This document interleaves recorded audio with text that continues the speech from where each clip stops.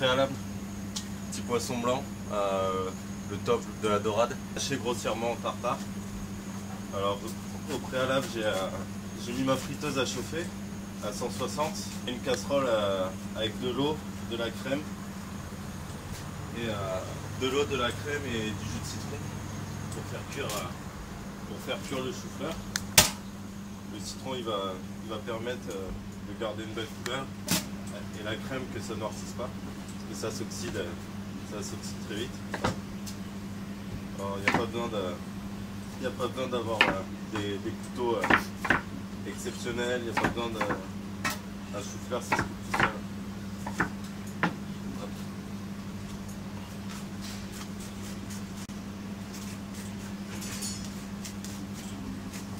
Vous enlevez le gros, vous enlevez le cœur. Après vous le coupez en gros cubes. Il n'y a pas besoin de couper fin ou quoi que ce soit. Tout se fait après. Le tout c'est d'avoir bon, maintenant il y en a dans tous les foyers un blender, un mixeur. Maintenant c'est les Thermomix, les Cookéo, tout ça. Ça se fait tout seul. On va saler un peu tout ça. Le fait de saler avant, ça évite qu'on rajoute du sel après.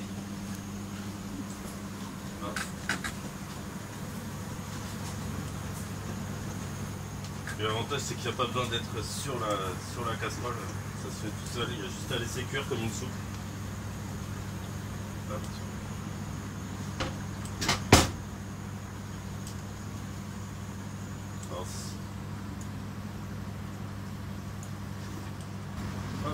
Combien de temps là? Et là on laisse cuire. Combien de temps? 30 minutes et faut que le chou-fleur il soit bien cuit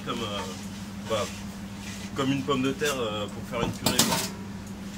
Il faut avoir la meilleure consistance, la plus lisse à la fin. Pendant ce temps-là, on va faire le tartare. On va assaisonner le tartare de poisson. Là, il y a combien de dorades? Là, pour moi, on va dire que pour 4 personnes, avec faut limiter les portions de poisson, les portions de viande, tout ça. Il faut avec 60 grammes de poisson par personne, c'est largement assez. Alors, suivant ce que vous prenez, où vous prenez votre poisson. Avec 3 beaux filets de dorade, ça suffit largement pour faire 4 personnes. Parce que, au niveau des apports, tous les légumes et ce qu'on y met, ça suffit largement. La viande et le poisson, ça doit rester, on va dire, le petit plus, le petit bonus. Alors ça, à côté, on a mis la friteuse en route. Alors ça, ce sera le petit plus visuel. Voilà, on viendra faire ça. Donc ça à la maison, pareil, c'est ciselé. Pas trop la hacher parce que sinon elle noircit. La coriandre c'est le top avec la dorade et le citron confit. Un peu voilà, comme on veut, soit thaï, soit marocain, soit petit on veut. C'est l'avantage de la coriandre, c'est que ça fait tout. Voilà. Petit coup de râpe avec un beau citron. Alors, le tartare on assaisonne jamais, on met jamais le sel à l'avance, sinon ça cuit le poisson. Et si vous faites vos préparations à l'avance, quand vous allez le servir, votre poisson il sera tout cuit, tout pas beau. Le mieux c'est vraiment de ne pas l'assaisonner. Mais que les zestes.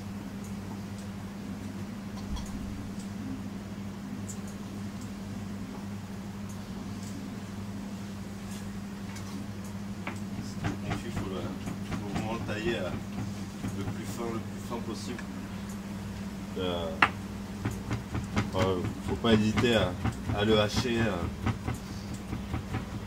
C'est très puissant, donc si vous taillez trop gros, quand vous allez tomber dessus, ça va faire bizarre.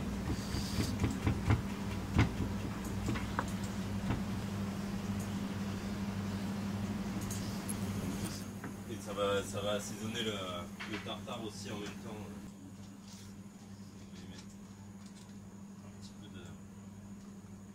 petit peu de gingembre confit. Pareil, ça c'est les choses que tout le monde a chez soi.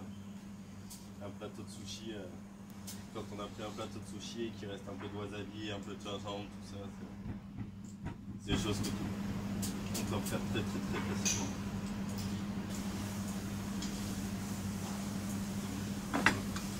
Au niveau, dans le tartare, je rajoute jamais grand chose parce que après sinon ça fait trop de goût, trop de choses. Faut rester un peu à l'essentiel, partir sur un goût. Le vinaigre de calamansi, c'est un vinaigre citronné qui est déjà qui est déjà citronné à la base. Donc voilà, pas rajouter trop de goût, un petit peu d'herbe, un petit peu de... Avec le chou-fleur, ça va très bien. Et après, on va venir rajouter un peu de couleur là-dessus. Enfin, je sais qu'il est tôt, mais la dernière fois que j'ai fait goûter ça aux gens, je vais